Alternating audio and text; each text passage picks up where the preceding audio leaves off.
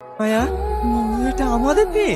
না, এটা আমার মেয়ে। তুমি তো ছেলে চাইছিলা, তুমি মেয়ে কোথায় পাবা? মা, এটা আমার আব্বা। হ্যাঁ মা, আমি তোর আব্বা। না, ও তোর আব্বা না। তোমার লজ্জা করছে না বাপের পরিচয় দিতে? সেদিন মেয়ে সন্তান হয়েছিল বলে আমাদেরকে বাড়ি থেকে দূর দূর করে তাড়িয়ে দিয়েছিলা। অধিকার জমাতে এসছো? না না মায়া, আমি অধিকার নিতে আসিনি। যে মেয়ে খাবে অভিশাপ নিয়ে বাড়ি থেকে দূর দূর করে তাড়িয়ে দিয়েছি, তার অধিকার আমি কিভাবে চাই? আমি তো ছেলে চাইছিলাম। কেন মায়া, আমার দুটো ছেলে হয়েছে, তারাই আমাকে বাড়ি থেকে বের করে দিয়েছে। আমি সবসময় ভেবেছি শুধু ছেলেরাই পারে বংশের মুখ উজ্জ্বল করতে, কিন্তু না, আমি দেখে দিয়েছি মেয়েরাও পারে বংশের মুখ উজ্জ্বল করতে। কোন সন্তান কোনো অভিশাপ না, না সন্তান হলো আশীর্বাদ, যারা মা বাবাকে সারা জীবন আগলে রাখে। তুমি অনেক সুখী মায়া, তুমি অনেক সুখী।